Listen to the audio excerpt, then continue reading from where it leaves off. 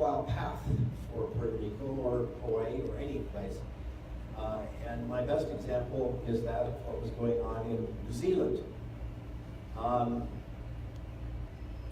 To evaluate the best course, I take an example from what Dan Mitchell talked about, the Economic Freedom of the World Index. If this is cutting out, then I'll have to switch my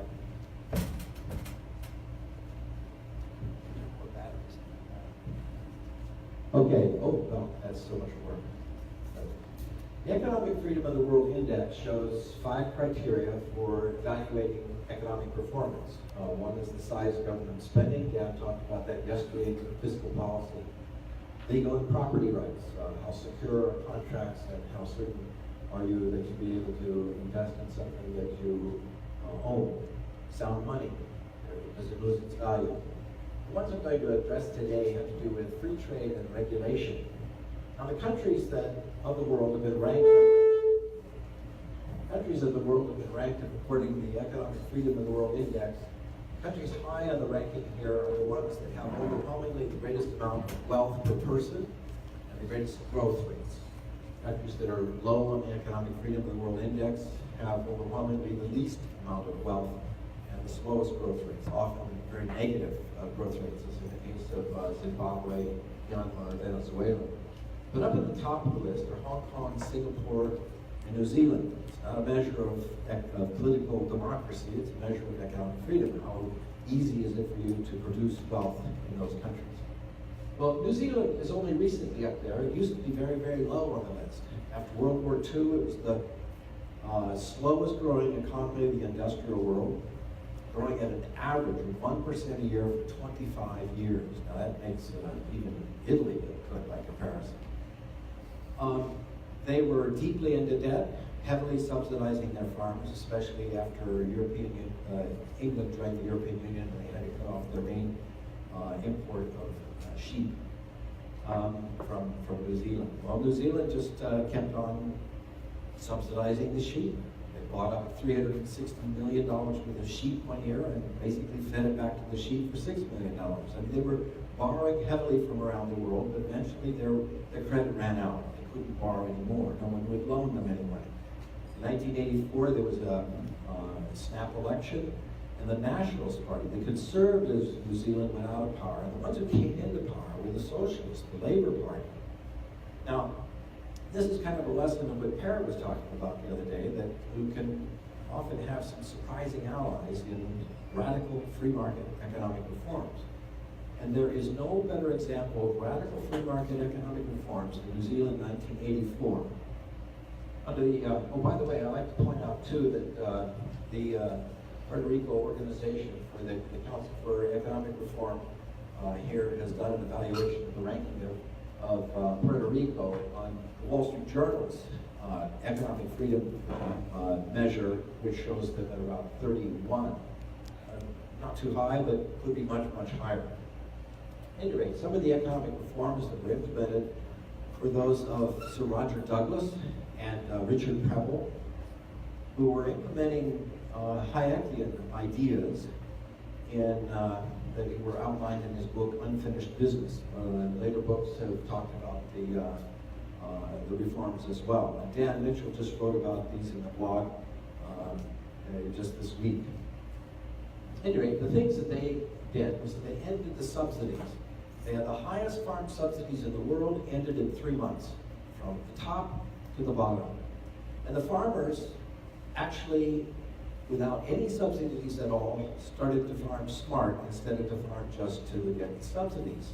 And they produced more money off of less land than ever before. Instead of producing fat land, they were producing lean land, lean beef and venison, and serving to the best restaurants in the world. And then they became the strongest advocates of change and reform for everybody else. Said, we can do without the subsidies, so can they. And it started to snowball change of reforms in New Zealand. They cut their spending in half. 3/4 of the post offices were closed in a single day. They privatized numerous state-operated enterprises, a multitude of them. You can't imagine the things that the government of New Zealand was operating, and they sold them off, which meant that not only could they get some money by the sale, but they turned inefficient operations into wildly efficient operations. So now we're producing money and paying taxes instead of consuming subsidies and taxes as they had been before. They had gone from the most inefficient railroad in the world to one of the most efficient railroads in the world. And all of these other things that they were doing as well. They incentivized the profits for even things that remained in government hands, like the Weather Bureau.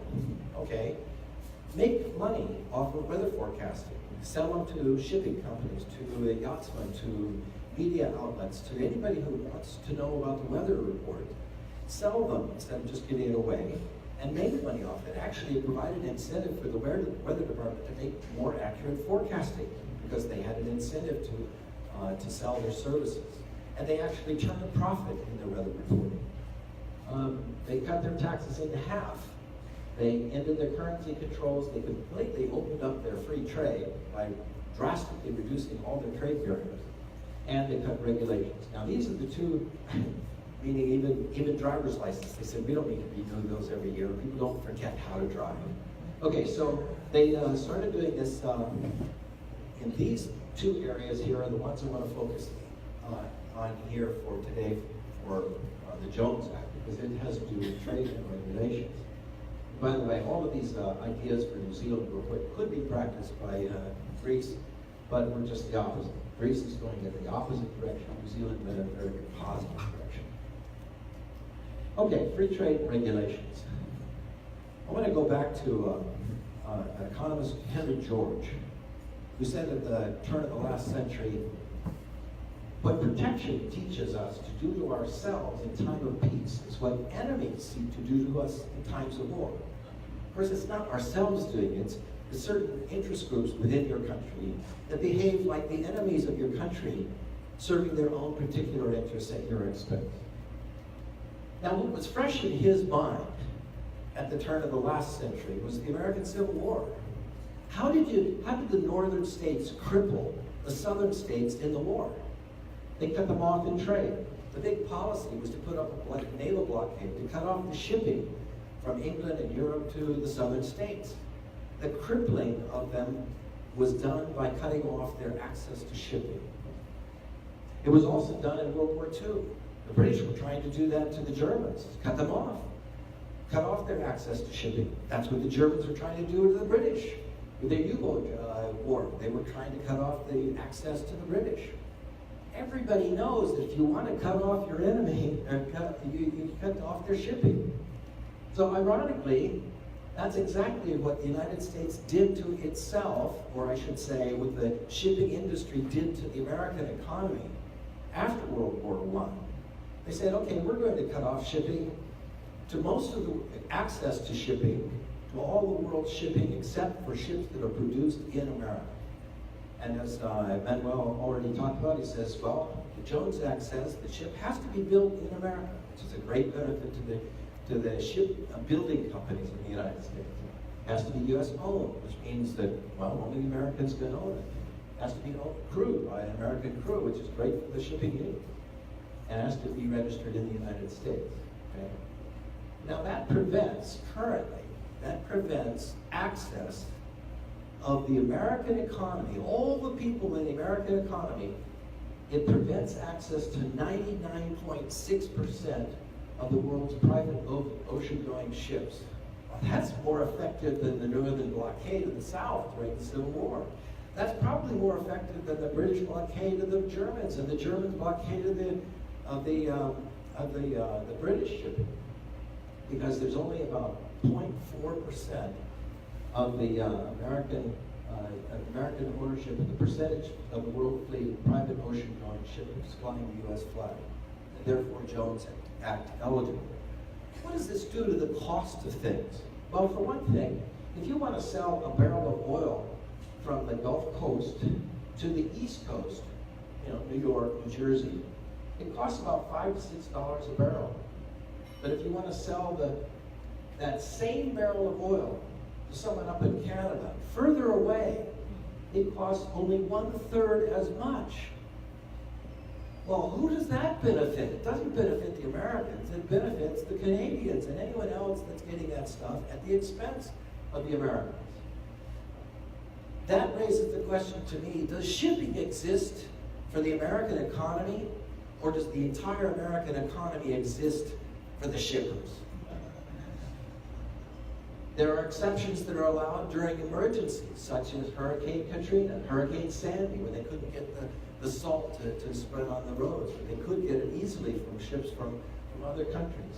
The BP oil spill, cleaning up the oil, and Kuwait reflagging. All kinds of exemptions are given for emergencies. But why should it be just emergencies that we have these things? We should have these things all the time. I like that example of the Kuwait reflagging. Remember when Saddam Hussein was America's ally, and we wanted to make sure that American naval ships could go and escort his oil out of the Persian Gulf to Europe and Japan mostly, and a little bit to the United States? We reflagged the ships, gave them an exemption, so that the American Navy could go to the Persian Gulf and escort Kuwaiti and Iraqi ships out of the Persian Gulf, even though there were accidents along the way, and the USS Stark was attacked, and 37 American sailors were killed, guaranteeing freedom of the seas for other people. When Americans, Hawaiians, and people of Puerto Rico aren't allowed freedom of the seas, we can't choose who is going to do our shipping. That has to be done by the Shippers Council. What does this mean? Well, I first learned about this stupid act, the Jones Act, when I lived up in Sitka, Alaska. There was a mill, Alaska Lumber and Pulp. I took my class there to go visit the mill. We visited with the chief accountant there at the mill. And I said, well, where do you sell your stuff? And they said, well, we sell it down in Seattle. I said, oh, wow. How long does it take to ship it to Seattle? Oh, we don't ship it to Seattle. We first have to ship it over to Tokyo and then to Seattle. What? Why do you do that? Well, because if we go directly from one American port to another American port, it has to be on a Jones Act ship, which is far too expensive. So we have to ship it over to Tokyo and then to Seattle on a non-Jones Act ship, so it could be affordable. How stupid is that? And of course, Sitka, the Alaska Lumber and Pulp Company, went out of business in favor of the British Columbia business that wasn't faced with such a stupid act. They could sell their materials, their milled materials to Alaska and the mainland United States on non-Jones Act ships. What are some other examples? A cruise line. I mean, I kind of envy you being here in the Caribbean, where you can have cruise ships go all over the place. In Hawaii, you know, it's a great opportunity for a lot of ships, cruise ships, to go from island to island. We got 5 big islands, lots of attraction to tourists and so on. Tourism is presumably our largest business and so on. Except that cruise ships can't go from one American port to another American port unless it's an American-built ship, which costs, as Manuel pointed out, 5 times as much to be an American-built ship. We could buy it from our American allies, Korea. Remember, we have we have 100,000 troops stationed in Korea and Japan, but we're not allowed to buy from our American allies in Japan and Korea that we've pledged to support and defend, because we don't trust them during times of national security emergencies to build ships for us.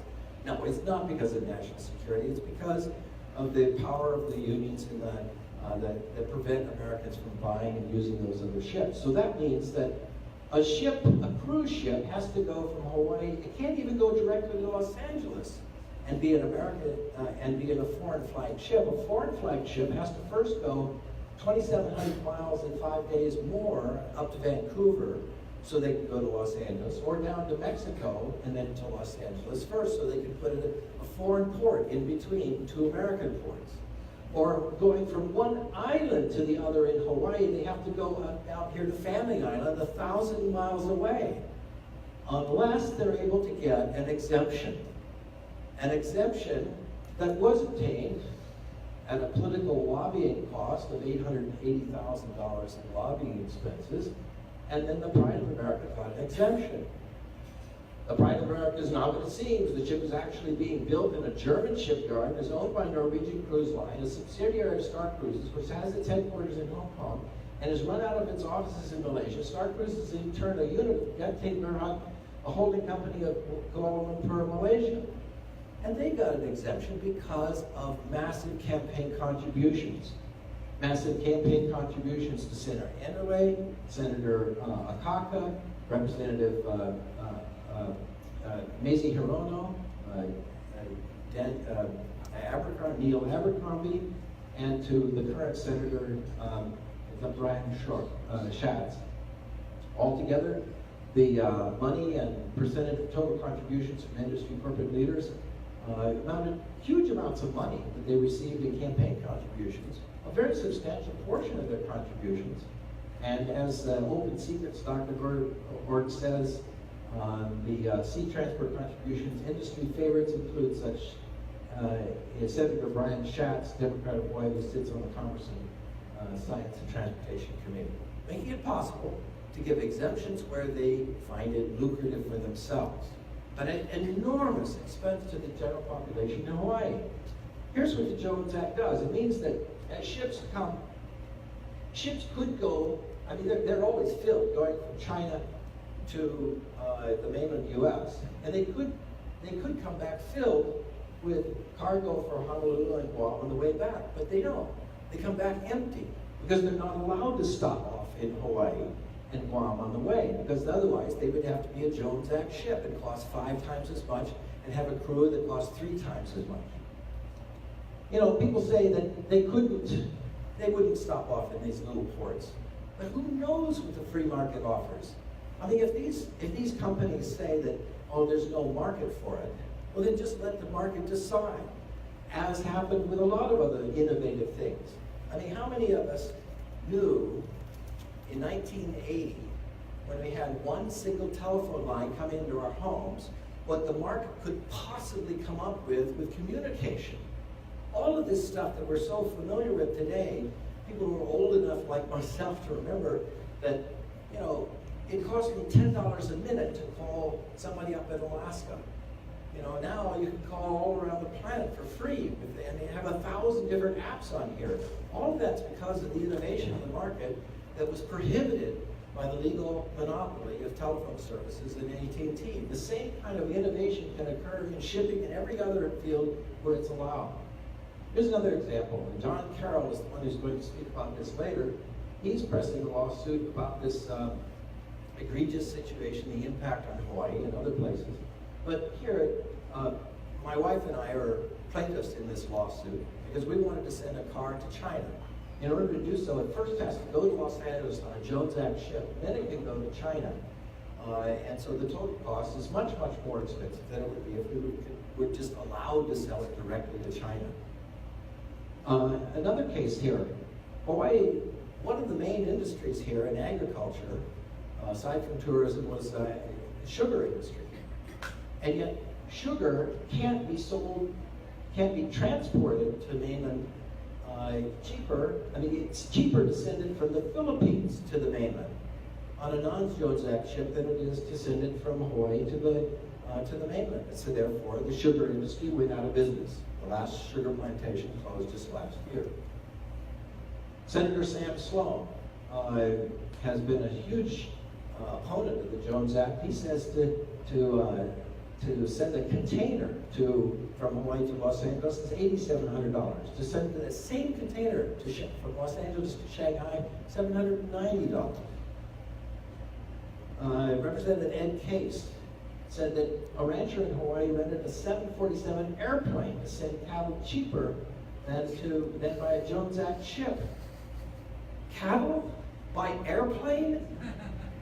Give me a break. Not only that, the impact in Europe, about 40% of all the shipping of cargo goes by ships because it's cheaper. A lot of advantages. It's cheaper, it's safer, it's less polluting, it takes a lot less energy and fuel to send things around. But only 2% of all the cargo is sent by ships in the United States because the Jones Act makes it just too expensive. And that means our roads are jammed with trucks, with all of the highway congestion, all of the damage to the highways, to the pollution and deaths. And keep in mind, Jones Act ships are old ships because it's so hard to build them and they're so expensive. They're old, they're polluting, they're inefficient, as the El Faro showed when it sank. It was a 30-year-old ship. The average age of Jones Act ships is twice that of the average age of non-Jones Act ships. The Bloomberg News estimated that it says the cost of goods in Hawaii is about a third more expensive as a result of this. And I think that's an underestimate, because you have no idea how much innovation could occur if there was just competition allowed in the market. If that adds $3,000 per household to the cost of living in Hawaii, that's outrageous. $3,000 per. That's why a gallon of milk costs $8 in Hawaii. People say, well, it's for national defense. If it's for national defense, the nation should pay for it, not people of Puerto Rico, not the people of Hawaii, not the people of Alaska, disproportionately so. You know, but who build, you know, if we have wars today, we're not going to start building a 35-year process of a ship.